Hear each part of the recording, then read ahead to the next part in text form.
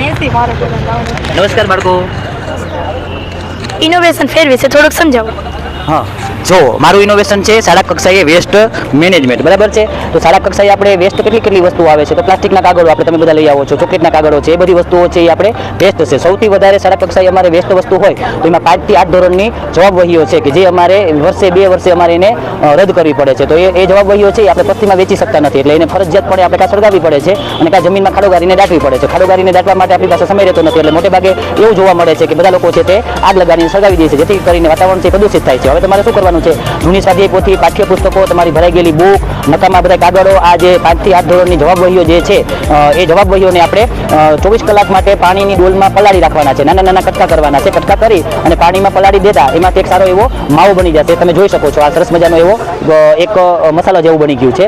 જો ન બની શકે તો તમે મિક્સરની અંદર પણ તમે એને ગ્રાઇન્ડ કરી શકો છો. એ કર્યા પછી એક ઊંડો ત્રાસ લેવાનો છે, અથવા તો MDM માંથી આપણને ત્યાં મસળવા માટે લોટની કાથોટ મળે છે, એ લઈ લેવાની છે. એમાં પાણી જ નાખવાનું છે, એમાં કોઈ પણ પ્રકારનું પ્રવાહી બીજું કંઈ એડ કરવાનું નથી. હવે તમામ પ્રકારનો આ જે આપણે તૈયાર કરેલો જે માવો છે એ એમાં પાણીમાં નાખવાનો છે. પછી પાણીની અંદર આપણે એને ઘુમાવી અને એને છૂટો પાડી દેવાનો છે. આવી રીતે છૂટો કર્યા પછી જો આપણને કોઈ એવું કાગળ મોટું લાગે કે ભાઈ આમાં એક કાગળ છે, તો એ કાગળ પાછું લઈ અને આપણે ડોલમાં નાખી દઈશું પલાળવા માટે, કેમ કે એને સમય હજી જોઈએ છે. એના પછી આપણે કાણાવાળી જારી લેવાની છે. હવારો હોય કે જારી હોય, મચ્છરની જારી પણ આવે છે, જે ચોરસ હોય, લંબચોરસ હોય કે ગોળ હોય, કોઈ પણ હોય પાત્ર જે છે એ લઈ અને એને પાણીની અંદર સારી રીતે આવી રીતે પાણીમાં ડુબાડવાનું છે. આ ડુબાડ્યા પછી આપણે એને આવી રીતે રાખશું એટલે સરસ મજાનો આ બનતો જશે. હવે આમાંથી પાણી કાણાવાળી જારી હોવાથી નીચે નીતરતું જશે.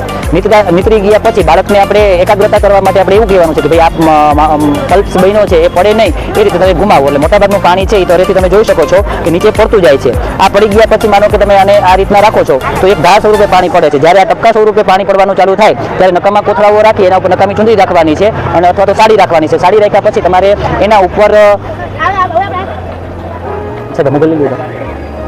એ સાડી ઉપર તમારે આવી રીતે એને આવી રીતે ઉથમો વારવાનો છે. ઉથમો વાર્યા પછી નોર્મલી રીતે આપણે એને અહેસાસ દેવાનો છે કે અમે તમારી સાથે જ છીએ. પછી તમારે એને ધીમે ધીમે આવી રીતે આમ કરી અને પછી ઉપાડી લેવાનું છે. એટલે આવો સરસ મજાનો એક પાપડ જેવું તમને સ્વરૂપ મળી જશે. 2 કલાક કે અમુક કલાક રહ્યા પછી તે સુકાઈ જશે એટલે તમને આવી રીતે છૂટો પડી જશે. હવે જ્યારે તમે આ રીતના કરો છો તો મારે વિષય 3 થી 5 નું પર્યાવરણ છે, એટલે એમાં અલગ અલગ પ્રકારના બીજ, વનસ્પતિના 5, 6, ફૂલ, છોડ બધા આવે છે, તો એ તમારે આની અંદર એડ કરતા જવાના છે, જેથી કરીને એ એની સાથે તૂટી જશે. બરાબર છે. આ થઈ ગયા પછી એને સુકાવા માટે 1 થી 2 કલાક મૂકી દેવાનો છે. બન્યા પછી આને લાદીમાં તડકે પણ રાખવાનો છે, જેથી કરીને શું થશે, એક સરસ મજાનો આવો સુકાઈ ગયેલો કાગળ તમને રિસાયકલ થઈ અને રીયુઝ કરવા માટે તમને મળી જશે. આની અંદર તમે તમામ ધોરણના TLM, તમામ પ્રકારની ડ્રોઈંગ, તમામ પ્રકારની બધી એક્ટિવિટી, પાડાઓ, શબ્દો, કાર્ડ, વાક્ય બધું તમે છે એ આની અંદર તમે બનાવી શકો છો. બરાબર છે. હવે ચીકુ જેવા મોટા બીજ છે તો તમને બાળકો એવું થશે કે આની અંદર આપણે ચીકુ જેવા બીજ કેવી રીતે આપણે નાખશું, તો ચીકુ જેવા બીજ છે એને આવી રીતે એક ગોળ પિંડાની અંદર નાખી અને આવો મણકો બનાવવાનો છે.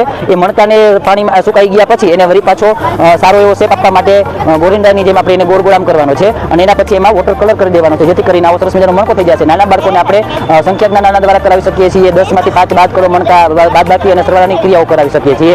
એના પછી આવી પટ્ટીઓ બનશે. આમાં વારના નામ, સ્પેલિંગ, જાન્યુઆરી મહિનાના નામ સુઈથી પોરવી અને આને લટકણી બનાવવાનું છે અને તમે એને સુશોભન તરીકે પણ યુઝ કરી શકો છો. અલગ અલગ પ્રકારના આવા સરસ મજાના ચાર્ટ બનાવી શકો છો, ડ્રોઈંગ કરી શકો છો અને સારા એવા ધીમે ધીમે સર્જનાત્મક પ્રવૃત્તિ સાથે બાળકો એક બિઝનેસમેન તરીકે વેસ્ટ કાગળમાંથી ખુદ પોતે બનાવેલી પ્રોડક્ટનો એક સરસ મજાનો આવો કાગળ છે એ બાળકો તૈયાર કરશે. વસ્તુ આ વેસ્ટ મેનેજમેન્ટ શાળા કક્ષાએ કાગળનું છે એ બધાના પ્રાથમિક શાળામાંથી જગા આપવા